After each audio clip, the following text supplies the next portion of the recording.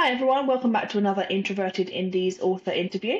I'm Lucy A. McLaren, and alongside my fellow author Lydia Baker, we run Introverted Indies as a means of chatting to our fellow indie authors because we can fully appreciate how difficult it can be getting the word out there about your book, talking to people, knowing how to spread the word. So that's what we're here for, basically, getting to know other indie authors and their books. Today I'm joined by Rebecca Krogman. So hi Rebecca, how you doing? I'm good. Thanks for having me. Yeah, it's lovely to have you here. So, can you start by telling us a little bit about yourself? Sure. So, my name is Rebecca. I write under the name R.M. Krogman. I have, I think, 5 books published now. They're all kind of set in the same world, and I've been loving every minute of it. So, being an indie fantasy author is probably one of the best things I've ever done in my life. And Hmm. it's very, very fun and very fulfilling. So, Yeah, absolutely. It sounds like you got a fair bit of experience then. So, 5 books. Where did that journey start then? Take us back to the process of writing that first book. sure. So it's kind of funny. I mean, I started really late, but at the same time, I wanted to be an author since I was 4. Hmm. I think when my mom would ask me what I wanted to be when I grew up, I would always say author. I want to be an author and I want to write fantasy. And I thought about it for a very, very long time. I did a little bit of fan fiction in middle school, a little bit in high school, and started, my thinking about this world that I really, really wanted to write about. I had pieces of the story, the skeleton of the story in my mind since I was, I think, 13. Wow. But I just talked about it and I didn't actually sit down with the discipline to do it Hmm. until really, I guess it was probably 2020. And I was, working and stressed, and the whole world was stressed out that year. Yeah. And it was just one of those times where I kind of sat back and was thinking about what am I doing with my time? Because maybe we don't have as much time as we think we do. And Mm. I really want to do this thing in my life that is really important to me. And I just haven't done what it takes to make it happen. So my husband called me out on it because he loves reading fantasy. So, we had been married for like 10 years at that point, and Hmm. he's like, you've been talking about this since we met, and I still don't have a book in my hands. So what are you doing? Hmm. And I was like, you know what? You're right. I need to Mm. change what I'm doing and make it happen, or I need to stop talking like I'm going to, because Yeah. you're either gonna or you're not. Right.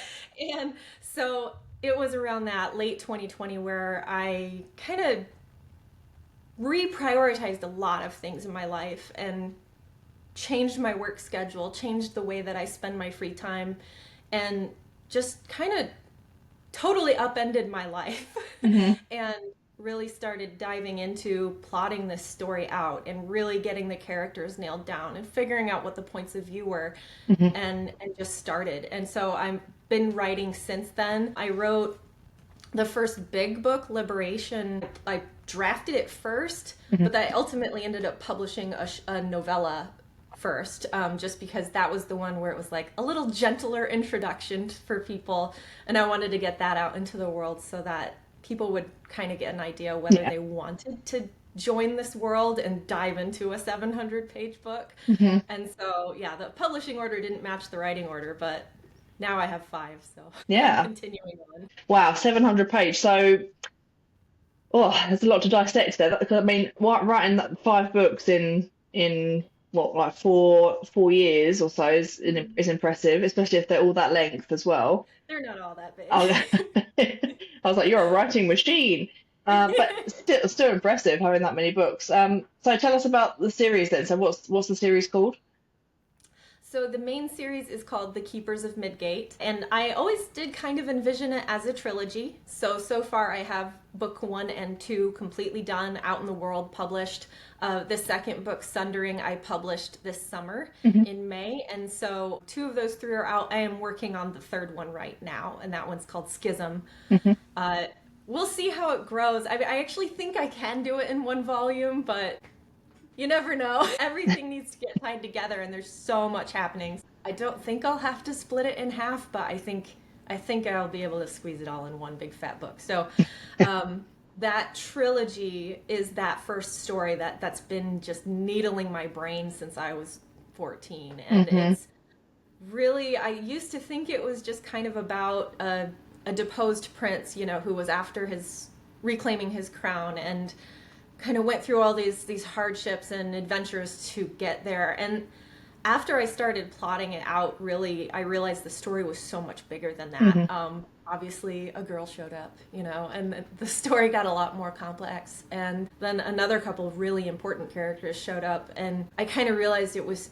about a lot more than that. It was Hmm. about, I like to say the very first book is about freedom. It's called Liberation, so you can kind of Yeah. intuit that. But, it's really about freedom, and not just physical freedom, but freedom from society's demand, freedom Hmm. from other people telling you who you have to be or who you should be, and kind of breaking free of all of those bonds. And so a lot of the characters go through some really important arcs during that book. This is this one. I have it Hmm. right here. But so that's the very first one, and at the end of this one, you still have a lot of questions because you've just barely opened the world and kind of Yeah. seen them go through these smaller stories, and at the end, they're going, "Oh man, there's something even bigger going on." Hmm. We either got to step up or not, and then it leads into that second book. And so the second book, I like to say, is about choice. So who are you when you decide what kind of person you do want to be, especially under duress? And so that theme has always been a theme that I really like. Some of my favorite books have that same theme. Hmm. And so that one's called Sundering. I can't tell you too much without spoiling it, I but this is yeah, where I get those it. things ramp up, right? Because you're Hmm. deciding like how to use your magic or what place dragons have in the world. Obviously, they're very powerful. I mean, they're Hmm. dragons, and how are you going to use a position of power to change things? And so that's kind of where this book goes. And then Schism is about, I like to say it's about love. Hmm. Um, and who are you and what kind of impact can you make when you decide to choose others over yourself? So Yeah. that's the main Well, series. you've sold that to me. I'm going to go and add all those to my TBR. That sounds fantastic. So, can you remember, like, obviously it's been with you since you're 14. Can you remember what inspired that first kind of, like, what Oh, sparked it yeah. off? Yeah. Yes, yes. My absolute top inspiration was Anne McCaffrey. Uh-huh. And I know a lot of us just love Anne McCaffrey. I mean, she was just everything that I ever wanted to be. And so I've read all of her books, Hmm. absolutely obsessed with the Dragon Riders of Pern. And so when I was a kid, I was just busting through these books. In fact, reading them over and over again, especially Hmm. Dragonflight. I would just sit there and reread it because I loved many, many things about her writing. I loved that she had these powerful main characters. Lessa is just this like incredible, strong, resilient woman, and Hmm. she's an amazing character to follow. And then combine that with the idea of sentient dragons who have a completely just different way about them. They're characters. They have depth. They Hmm. have a role in the story besides being this big behemoth that blows fire. And Yeah. so, and then being able to bond with that at the level of your soul. And it's just, that completely blew me away. And so I always loved that. And like I mentioned, I had done a little bit of fanfic in middle Hmm. school. Well, that was Anne McCaffrey fanfic. I Got you. started just touching on it a little bit. And I think I didn't get very far. I got like 10 chapters in and found that I was very frustrated having to work in someone else's world, Mm. even though it was my favorite world. Hmm. And it was just kind of realizing that, hey, there's bounds here if I'm going to respect the canon. Yeah. And I don't like boundaries. So I think, as much as I love this, I'm going to set it aside and I'm going to start building my own thing because Hmm. my own thing, I have the freedom to build anything and make it exactly how I want. And so that was how long that lasted. It was probably like a semester. And then I'm like, nope, I got to build my own thing. This has to be mine. Yeah. You quickly realized that, like you said, there were too many boundaries, too many things you had to take into account that you hadn't created yourself. And so I guess it's completely different, isn't it? Trying to work Yeah, within another writer's confines. it Um, is. so because you said like it sounds like you're quite a planner then when you set out to write a Liberation in 2020, you sat down and kind of thought about what the story was going to be and the characters and fleshed it out. So how extensively did you plan it before you wrote the book? Because obviously it's a chunky book. Yeah. It took me, I think, 3 or 4 months to Hmm. plot that very first one. And it did take me a little bit longer for the first book. Everything really took a little longer on the Mm. first book than the second book. But keep in mind, I had been taking notes since I was 14, so I Yeah. had notebooks of drawings and maps and annotations about the culture and the way that people dress and what they look like in Mm. different parts of the world. And so I had a lot of raw information to work off of. Hmm. And I just had to take all those ingredients and kind of put them together in a way that made a lot more sense. And so that was probably 1 month right there, was just Yeah. compiling all my notes and remembering what I wrote down about how the magic should work and how the economy should work and how the politics worked. And once I kind of got it all in one place, then I started really laying the plot out. And I didn't have a whole lot of knowledge about writing craft back then, so I was kind of plotting blind Hmm. and just knew like, these are the pieces I want to make sure are in this story, and trying to put them together like a puzzle when I had no idea what the bigger picture really looked like yet. And so that took probably another 2 months or so just to Hmm. lay it all out on a timeline and have an idea of what those key events were, and then start filling in the gaps in between of what chapters and scenes need to happen between. Mm. And then I just dove into drafting, and the drafting for Liberation took about 12 months, I think, Hmm. for the Yeah. rough draft. Yeah. Yeah. It sounds like you were very thorough and you wanted to have that understanding of it before you went into the book. Because I'm the opposite, right? So I'll just dive in and start writing. But that causes issues in itself. So I completely appreciate why you would want to have that plot set out and know exactly what's going to happen before you go in to write the book. So, because you said obviously the first one took longer, it's new, isn't it? You're learning as you go. Like you said, you're learning about the kind of beats of a story, right, and how the Yes. plot fits together. Have you used any kind of specific like writing tools? Like people always mention Save the Cat, for example. Have you used anything like that to help you learn more? Yes. And Hmm. actually, that was another indie author that recommended reading that book to Hmm. me. Save the Cat writes a novel. And it was key for me to really develop my book into something that I was proud of, Hmm. because I was missing that knowledge of beats and pacing, and really getting a huge part of the issue with my first draft was pacing. Hmm. And some of it is just that challenge of, it's a huge story, right? So you're only getting Yeah. the exposition portion of the big story. But a big part of it was that things were in the wrong order, or they were presented, in the wrong order. And so after I had that first draft, I had a couple of really wonderful beta readers who gave me feedback, and a lot of that issues with it were pacing related. And so then my one friend said, "Hey, have you ever read Save the Cat Hmm. Writes a Novel? Because you should really check it out. I think it would help." And I mean, that thing is like my Bible now. And I go back to it with every single story that I write, because I found it so helpful with identifying the underlying storytelling technique that Hmm. was really helping your story come to life. And you can put all kinds of layers of anything on top of that. It's kind of like frosting. Your frosting job could look, who knows, like what. I mean, watch those cake shows. They can make anything, but the cake underneath has to provide structure. Mm.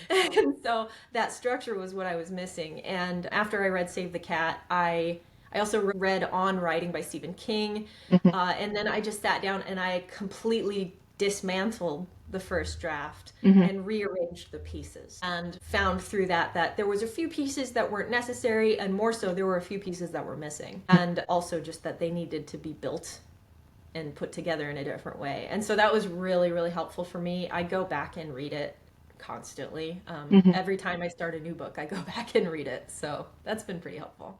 Yeah, absolutely. I must admit I haven't actually read it, but I've read Stephen King's On Writing, and Mhm. I've used other things that kind of set out those beats. Brandon Sanderson's lectures on YouTube, for example. Just Yes, I've watched those too. hmm Those were helpful. yeah, very helpful. It's giving that basic idea of not that you want your story to be the same as every other story out there, but it's those helpful understandings of, like you said, pacing, meeting the right beats. Readers go into fantasy books expecting a certain kind of flow, don't they? And so it's gaining the understanding of that. Yeah, I thought those lectures were really helpful as well. Mm. And actually, the same time, someone recommended I watch them, and I went and watched that whole semester. Mm. That's available on YouTube, so it was Yeah, it's really so good. enlightening. Mm, absolutely. So how do you find the, like you said, you've released novellas as well, so it's all in the same universe, right? How do you find that, like writing those much shorter books in comparison to the big ones? Is it kind of like giving you a break in between the big ones? Yes, it's so much easier.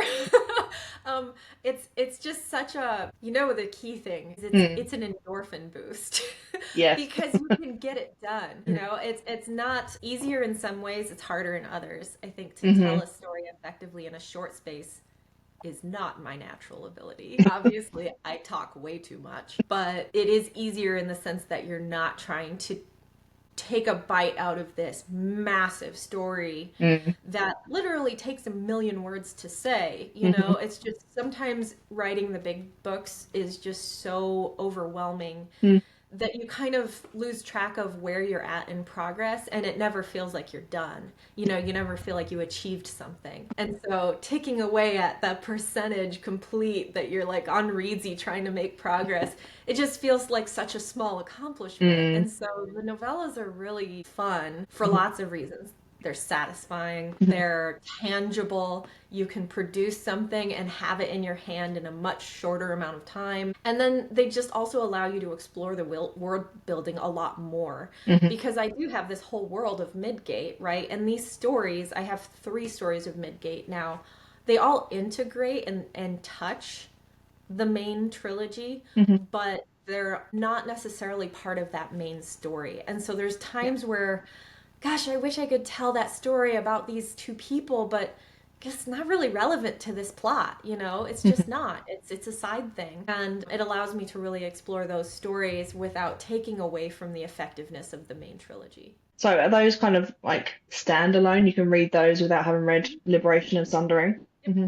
You can, yeah. Especially the very first one is marked. So this was the Hmm. first one that I published. And this one I give away for free as an ebook Hmm. because I want people to not feel intimidated by buying one of my bigger books. Like don't worry about whether you like my writing. You can find out for free, Mm. and just Yeah. make sure that you do like it and that you do enjoy the world and that you're curious about the dragons and curious about the magic. And then, hey, then you can take that risk on the bigger book because it is bigger. But so Marked is totally standalone. Hmm. It is a prequel for one of the side characters. And reading it actually, like, when you read it, he kind of turns into one of your favorite characters. And the worst thing is that he's not like the main character main Mm. later on because people like him so much. And so um, he'll get more stories too, so you don't have to worry. Eventually he's going to get some more stories, but he just has such a sweet story and it helps you see little touches of the Midgate world, Hmm. and see what kind of characterization I tend to do. I tend to go pretty deep into emotions and into Hmm. traumas and things like that. And so you'll see a lot of that in this book. So it's meant to be introductory. And if you like it, then it's like, all right, keep going because it's going to get even better. The second one that I wrote is called Mermaiden, and it is standalone. Hmm.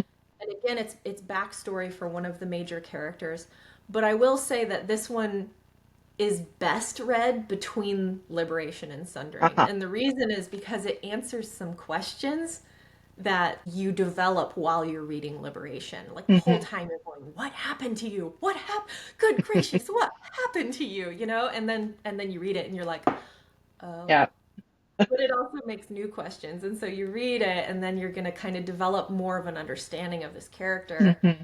and then you have some more things answered in Sundering. So they tail together really Yeah. nicely, but you can read it on its own. So, and then the third one, Desert Rose. So this is the one that just came out. I Hmm. did a Kickstarter for it, so it's actually been published since July, Hmm. but it released to the general public right before Christmas. This one was kind of funny because I was writing Liberation, and there's just like this stuff that happens in their world, where they get dragged into things they don't really want to be dragged into.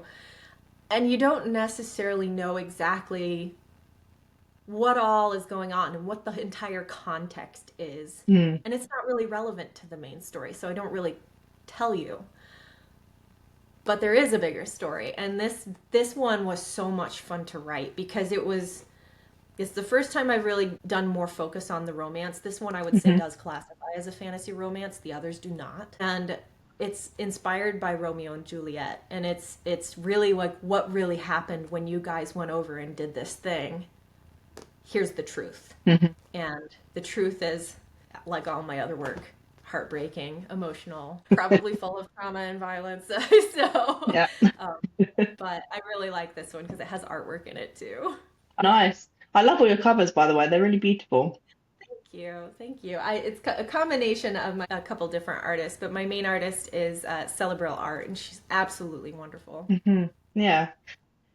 So, can you tell us a little bit about like your self-publishing journey, like what it was like going into that as, I guess, like a newbie, right, in 2020, learning about the self-publishing process? You probably learned a Mhm. lot in that 4 years. Yeah. How was it going into it at the start? It's a great question. I think, the biggest thing is that I am so passionate about the story that I'm telling, which I think a lot of indie authors are very passionate about what they're building, that the idea of giving up control over the artistic aspects of the book and the voice of it and the point of the story, what Mm, thing, themes you're trying to emphasize, all of those things are things that can get really muddied if you go traditional. mhm, And and I really didn't want that. I wanted to make sure that what I produced was exactly what I intended. And so with that intent, it kind of drove me down the independent publishing yeah. pathway because it made the most sense. I and I love what I've done. I've definitely learned a few things along the way, a few Mhm. hard lessons of making sure that you spend your money wisely and invest in the right things. And so, like you mentioned, the artwork, I love my artwork. It ain't cheap, but it Yeah. is so worth it because I just think it's phenomenal. I mean, this Celebral Art is a phenomenal artist, and Mhm. she just does such a great job with these covers. I mean, like look at that. It's just Yeah, gorgeous, it is. And so totally worth it. And then likewise, definitely found that it was important to find really good editors Mhm. and that there are different types of editing. And so I'm fairly meticulous with grammar. I still, obviously still make mistakes, but like I don't necessarily need a copy editor. I needed early on, especially, I needed a developmental editor. Mm. I need someone who could give me the big picture and help me develop that expertise in how to build a story and pace it well and identify what pieces maybe are just a little bit too ancillary and hey, you need to trim that out and shorten it. And this Mhm. part we actually need more. So having a developmental editor who understands fantasy and who enjoys the type of writing that you're doing is really really helpful. And then in addition to that, having the more broad editing support, just one good solid round through each book to make sure that you haven't missed anything. Yeah. Something drastic, like I think one time I swapped two chapters around on accident Oh. and they caught it. There was nothing else wrong with the chapters, but 20 should have been 21 and vice Mhm. versa. And I'm like, I am so glad it didn't go to the printer that way. But so just having somebody who has your back, Mm. who has professional skills to do that is super helpful. Mm. And they come in many flavors and many varieties and costs, and so you got to kind of decide what you want and what you really need Mm. and spend the money when you need to. And then there's other things where I've decided, hey, I'm not ready to spend a lot of money on marketing. When my third book is out, then I'm going to invest a lot more in marketing. But right now, it doesn't really make sense, Yeah. for my business plan. So save a little Yeah. money there. Yeah, that's true. Yeah, it's true. It can be so expensive when you add up all the Mhm. costs of various different things. So it's, yeah, you've got to really prioritize editing and cover, like you say, is really important. Because the thing is with the developmental editing in particular, you can have beta readers, of course, but they're giving you Mhm. feedback from a reader's perspective, whereas the editor has that professional understanding, again, of those story beats, Yeah. right, and the pacing and stuff like that, where they can point out stuff that us being so close to our own stories we just miss, or even not having that professional understanding to that extent. Yeah, Yep. so it's invaluable, really. It Um, really is. mm, And yeah, finding those people and then hanging yeah, on to them as tightly 100%. as you can. Yeah, yeah, because not every editor is gonna like gel with your story, are they? There's I've seen stories on social media where people get comments from editors that just don't get what they're trying to say, what don't get their Mhm. story, don't get their voice, and so yeah, finding someone that really does get what you're trying to achieve is again invaluable. It is. I want to go back to something that you said about how you write your characters and how in depth you go and kind of go into their history, trauma, because I find that great. I love that in stories that I read, which sounds weird to say, but that's how I connect with the stories, right? Like understanding the characters and their backstories. So how do you kind of delve into the character backstory? Do you as you're planning, are you writing kind of what has happened to them in the past and getting that understanding in that way? Yeah. Yeah, as I introduce characters and especially the main cast, I mean they're very well developed at this point, but I keep notes on anything that I mention Hmm. of things that they've been through in their lives that created who they are now. And occasionally, depending on how interesting that little bit of story is, it might turn into a novella Yeah. down the road. And so I do have like little annotations, especially I have an assassin character who is a total sociopath.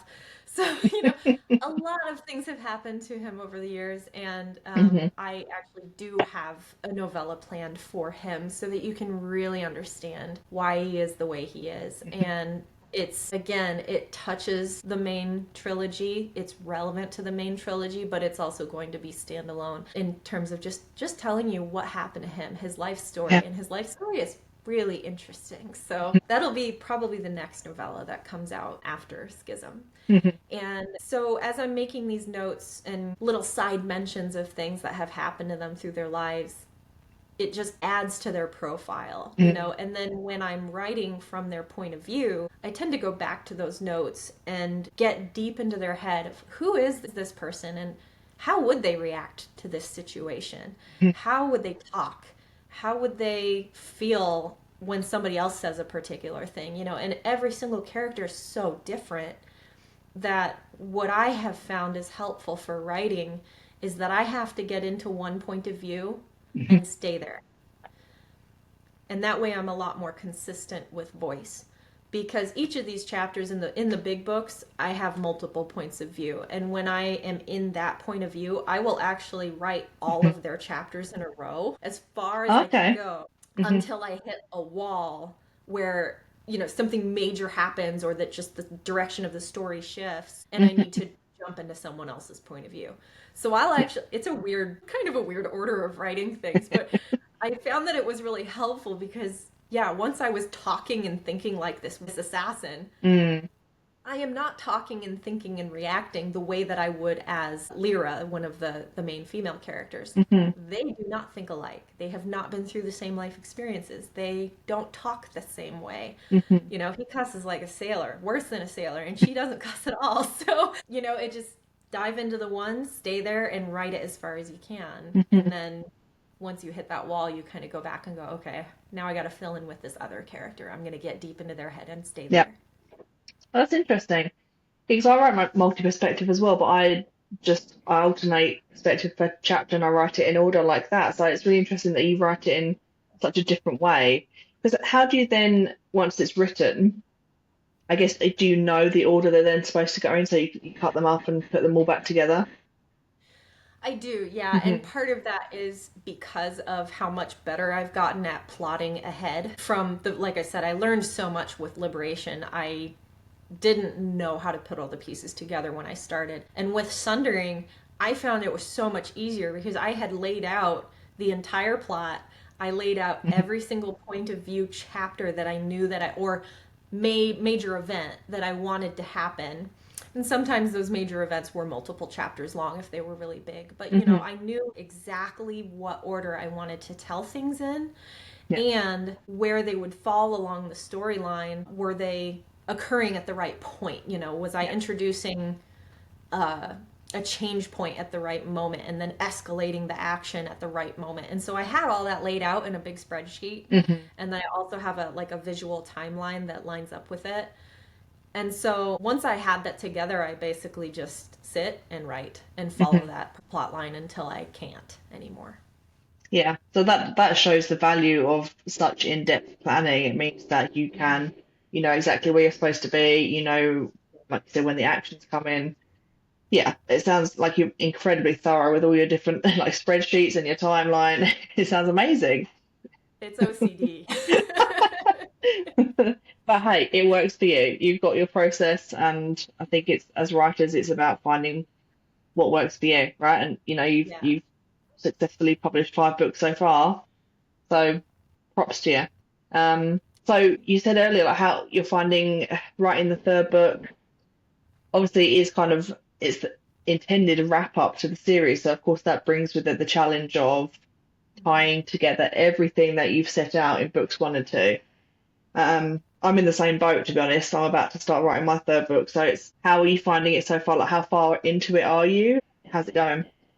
I'm about 40% in, Hmm. and I will say, like, this is the hardest one. Mm, Um, Sundering just flew out of my fingertips. I hmm. don't know why, but it did. And I think it was just that balance of I knew how to plot it out a lot better than the first one. Yeah. I knew exactly where I was going. My characters had really settled into who they were, and so it was just everything was like easier and Hmm. smoother. And I knew that I wanted to get to this major, major point, which in that overall trilogy storyline was kind of the point where everything hits the fan, Hmm.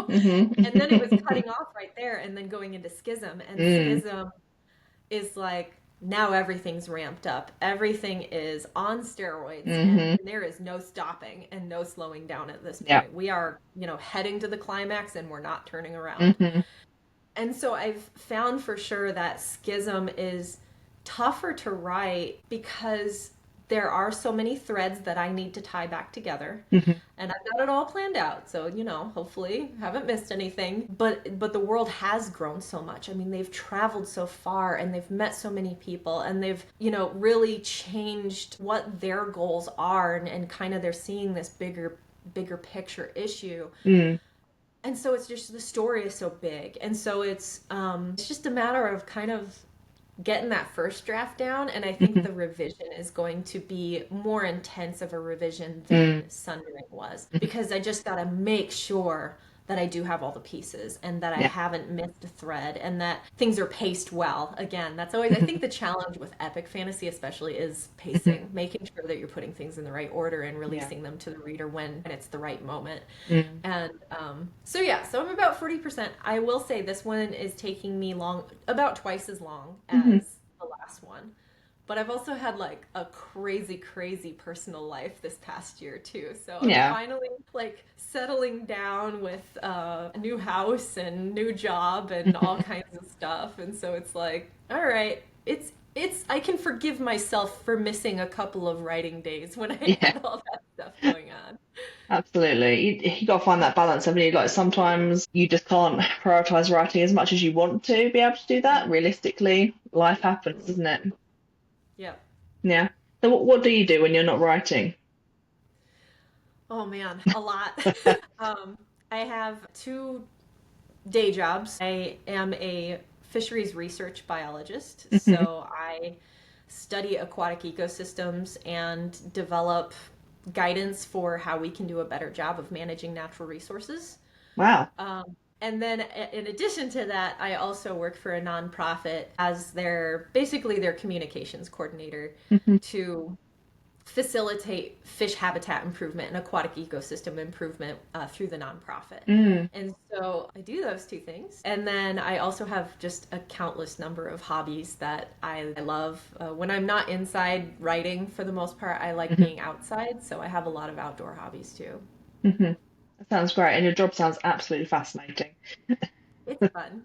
I love it. Yeah. So, kind of looking at your journey as a whole, then over the past 4 years, have you learned anything that you would say is like your one top tip that you would give to writers perhaps starting out early on in their journey right now that you've learned over that time?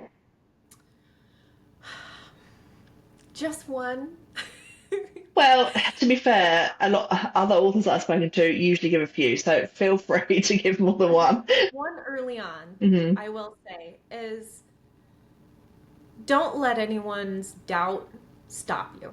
And Mm. just keep going, keep working, keep growing, and be humble enough to accept advice, but at the same time, like, don't doubt yourself. Don't let it stop you. Yeah. Don't let it slow you down because eventually you'll get there. And we all have stuff to learn and ways to grow, to Hmm. become better at what we're doing. But you're never going to get there if you don't start and just keep trucking forward. Mm-hmm. So early on, I'd say that.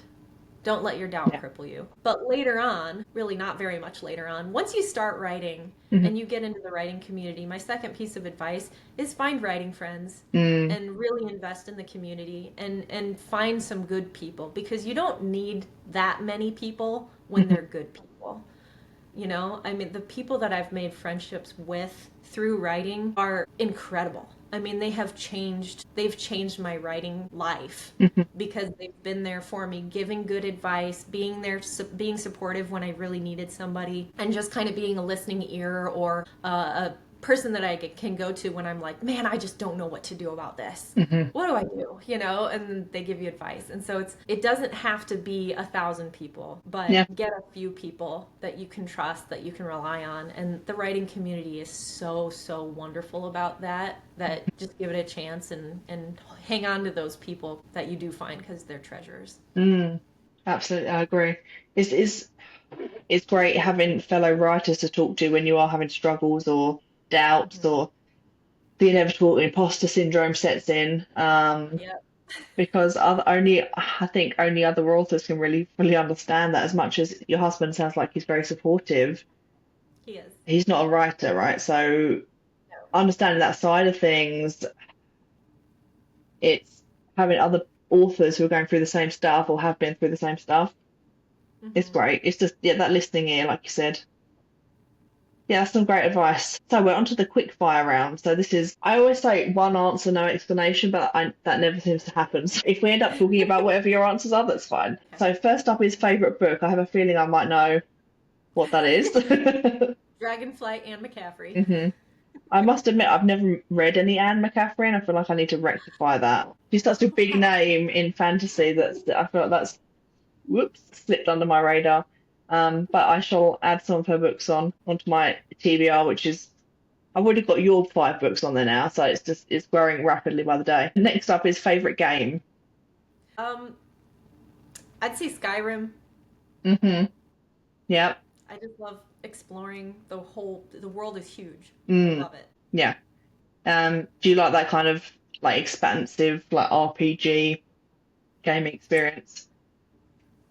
I didn't really grow up with like technology, so hmm I haven't played that many other games. Oh, fair enough. Um, That's fair enough. Yeah. you know, now that my husband's playing it right now, I can hear him. I don't get into spending a lot of time on things like that, especially now with my writing schedule. I Mm. have dropped a lot of like time killer hobbies. So I don't tend to give a lot of things a chance. I have to really, really like it to spend hmm that much time on it. And man, Skyrim's just addictive because the world is humongous. There's magic. There's hmm different types of sentient creatures like cat people and lizard people, and like that lines up really nicely with my world. So Yeah, it's just super fun to explore. absolutely. Agreed. Favorite film? Avatar, Yeah, James Cameron's Avatar. that is a good film. I haven't watched that in years. You're giving me so many ideas of things that I need to like revisit. I Um, saw it in 3D and it's just did like you? mind blowing. hmm Yeah, absolutely. Well, the visuals are stunning in that film. Hmm. Yeah, and the music. Yeah, absolutely. And last up, favorite writing beverage? 6 shots of espresso with coconut oil powder. 6 shots in one? 6 shots. That's what I have every morning. Wow, that must give you a boost. Some people tell me it's a bit much. Yeah, because I'm just like tea is fine, but yep, no, 6 shots of espresso. Maybe I'm I don't missing a mess shot, around when I missing the wake up. trick. Yeah, it sounds like it. Cool. Okay, Rebecca. Well, it's been absolutely amazing talking. To wrap up, can you tell us where the best places are to stay in touch with you? Sure. So I do have a newsletter. My website is rmkrogman.com. And on that website, you can sign up for my newsletter. You can, like I said, you get marked for free when you do that. And I send all important news, especially sales, out through my newsletter. I'm also on Instagram. I'm most active there. I'm also on Facebook. Everything from Instagram pushes over to Facebook, so it's pretty much the same. Whichever one you prefer is fine. Um, and I did join Blue Sky, and I'm working on that, trying to get more active. But My ADD just like I forget a lot. So, and then the last thing that I just started is a YouTube. I wouldn't go so far as to call it podcast. It's literally just me reading my book to Hmm. you. So I don't Ah. have audio versions of things yet. I Hmm. would like to get there someday, but in the meantime, if you really don't have the time for an ebook or a paper book, I am going to be reading Liberation throughout the year. It'll probably take me longer than a year, honestly, to read it to you on YouTube so that you can listen to it. Yeah, so I have a YouTube channel, and all it's going to have on it is, for the most part, books, my books. Yeah, that's a really great idea. I love that. So I'll share the links below the YouTube video. And it's your birthday today, and you have a birthday coupon to share with everyone, right? It is, yes, it's my birthday. So if you check on Amazon, I have my ebooks for sale. And I think specifically Desert Rose is the one that I put on major discount. So this Hmm. one has the artwork in it. It's really, really pretty. It's a gorgeous story. Even if you're not into like heavy romance, it's not heavy romance. I don't tend to write that. So it's a great book. I'm so proud of this one. And this is the one that just came out. So this is the first time that it's been on sale. And that will be on sale on Amazon, I think, for at least a week. Hmm. And then in addition to that, all of my paperbacks and hardcovers are on sale on my website for the entire month of January. So if you use the discount code, I'm not 20, but this coupon is, or something like that, then you can get 20% off of your entire cart Mm, for anything you buy off of my website. brilliant. Thank you so much. It's been amazing talking. I look forward to checking out all of your books. I feel like it's going to take me a while to read them because they're so big, but they all sound amazing. So thank you so much for sharing your journey with us on Introverted Indies. I appreciate the time. Thank you so much, Lucy. Thank you. Take care, everyone. Bye bye.